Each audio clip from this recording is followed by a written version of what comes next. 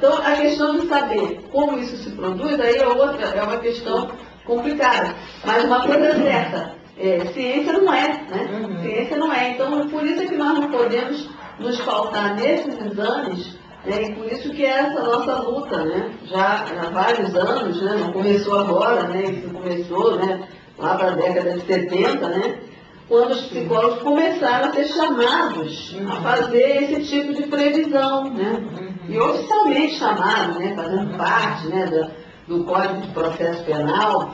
Mas, como é uma profissão relativamente nova, né? Só agora isso está se tornando totalmente compreendido por nós mesmos, né? Agora, também precisa frisar que só nós é que podemos e temos que entender sobre isso, né? Que essa é a nossa profissão. Então, muitas vezes a gente ouve, né, outros profissionais da área jurídica darem muitas opiniões e até, né, julgarem a gente, né? Quanto ao que nós devemos fazer profissionalmente, que é uma coisa totalmente errada, né? Acho que isso diz respeito a políticas que nós psicólogos estamos construindo. Como é uma profissão recente, nós agora estamos construindo, né? Acho que hoje eu venho falar, eu acho muito importante essa questão de que a gente tem um recado para dar, que a gente tem que propor, e a gente, nesse momento em que tem essa mobilização nacional, a gente tem tido parcerias em vários setores, para além da psicologia, que é fundamental, que a nossa discussão não é para ficar para dentro, né? É que ela se consula socialmente. Eu acho que a gente está num processo bem assim, instituinte, de um outro debate, né? E provocando rupturas no institucionalizado. Que assim, essa questão a gente está discutindo o quê? O medo em nós, o medo na sociedade, a questão do crime como uma questão biológica, que já nasce criminoso, portanto está destinada a morrer assim. Então, essa ruptura, acho que poderíamos falar de um processo instituinte, de uma outra possibilidade, de um outro discurso, de uma outra prática. Eu acho que nós estamos falando uma questão que, no momento que a psicologia começa a se organizar, os profissionais dizem, não, nós somos hoje um grande grupo, nós hoje estamos enquanto no Brasil já de psicólogos, tinha até na pesquisa, falava em 800 em 2005. Então tem novos ingressos, né? A gente já é um número significativo, e somos nós que temos que sustentar uma outra prática e falar teoricamente, né? Poder construir isso como uma ruptura necessária, e nós sofreremos, acho que, muitas situações contrárias, né? Do judiciário, por exemplo, que espera de nós. Mas não é só, a gente vê que isso também está instituído, está dentro da própria psicologia, em outros setores da sociedade que esperam de nós esse lugar, isso, o nosso lugar de desestabilismo. E nós estamos aqui para desestabilizar, para poder transformar e mudar, né? Acho que isso incomoda muitos setores, né?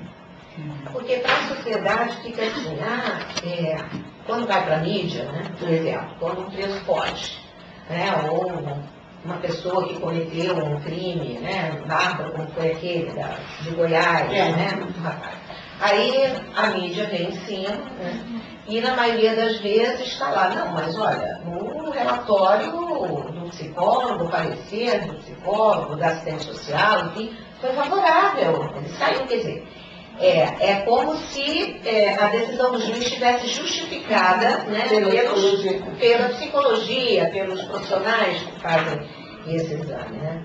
Então, eu acho que isso é uma coisa complicada, porque na mesma reportagem, né, que tratou dessa questão, teve uma fala como é que chama? Esse cargo no Tribunal de Justiça né, corregedor, não é corregedor, não, também, não sei se era desembargador, mas no Rio, eu me lembro muito bem, não, ele era responsável pelo TJ, como é que chama? O cargo, eu não sei. Então, ele dizia, né, isso. Agora, nós estamos lutando para o retorno do exame criminológico, dos projetos de lei, né, para retornar o exame criminológico extinto pela Lei 10.792, porque só assim a gente vai conseguir impedir que essas pessoas cometam novos crimes. Então, mais uma vez, ele traz essa ideia de que o exame criminológico ele é capaz né, de prever mesmo comportamentos. Imagina. É um Então, sonho do judiciário. eu acho que esse é um sonho, né? Do Judiciário, um sonho, não sei se da sociedade também, diante desse medo, né, que é um medo produzido, a mídia insistentemente, né, as imagens, tudo aquilo vai... A ciência, eu acho que é muito perigosas, o vizinho pode ser um psicopata. Acho que a gente tem que trazer de volta a interpretação dos sonhos do Freud, né? Um livro escrito em 1900, que pode ser útil, né, para interpretar esses sonhos. Porque a gente fica impressionada com esses depoimentos e essas falas, e a sociedade acredita nisso. Não, mas é importante. Como que vai tirar o cara da cabeça? Não sabe nada. Vai que ele vai matar ele. Sim, ele vai pagar pelo risco de cometer o delito de novo. Vai ser preso novamente. Mesmo em função do tratamento que ele recebeu, como nós sabemos que as prisões brasileiras são, eu acho que não precisa de psicólogo para prever o que vai acontecer. Depois de uma pena, como a gente conhece, que elas são cumpridas, né, nas condições que elas estão, de superlotação carcerária. Nem vou continuar a falar, porque tanta coisa. Não tem trabalho, não tem trabalho, ociosidade, né? Maus tratos, até tortura, espancamentos. Então, o que a gente pode imaginar que depois vai resultar? Pela própria...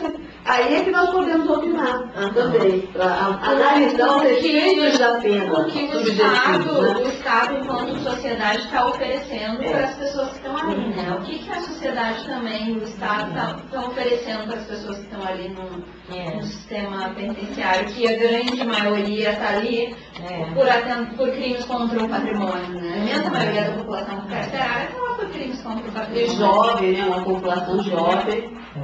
Nós gostaríamos, que a gente defende, eu tenho acompanhado nas fiscalizações, né, aos presídios, assim, se nós pudéssemos, a gente está então falando assim, aquilo que a gente não quer fazer ou onde nos colocaram, e nesse processo instituinte, o que a gente quer propor, nossos laudos, nossas avaliações, os nossos documentos deveriam de começar por essa análise da própria instituição. Que a gente poderia mostrar assim, nesse sujeito, nessas condições. Uma questão é a pena ao qual ele tem que cumprir, que ninguém discorda disso, nós até podemos discutir como, né? Mas nós nunca fomos consultados sobre a discussão da pena. Né? Pois a gente é consultado individual, o controle individual. Né? E aí, se nós colocássemos, para poder destruir essa concepção do medo e da criminalidade, a partir também de uma análise da própria instituição, a gente vai desvelar, e eu realmente, quando a gente começa a fazer essa discussão com a Associação dos Juízes aqui, com o Ministério, eles não têm muito o que nos dizer. Né? Não, nessas condições nós também achamos que vocês não devem fazer a exame. Então, eu acho que nós estamos num momento muito bom para poder, com coragem, eu acho que é isso que é mérito assim, da psicologia que está discutindo, enfrentar e colocar na rua essa discussão. Porque é difícil de sustentar. Nós temos alguns aliados, né, no judiciário, muito diário, que pensam dessa forma também, né? Não, eu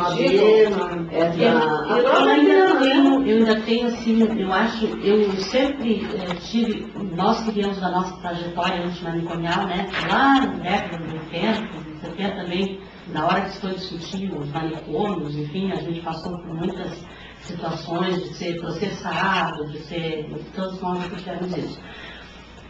Mas o que mais me inquieta nesse sentido, a gente já sabia que para o judiciário ia ser mais difícil esse diálogo, né? Até por essa relação, por essa expectativa que o judiciário depositou no nosso saber, no nosso fazer, ia ser bastante difícil esse diálogo. Mas o que mais me surpreendeu foi a nossa própria categoria também, né?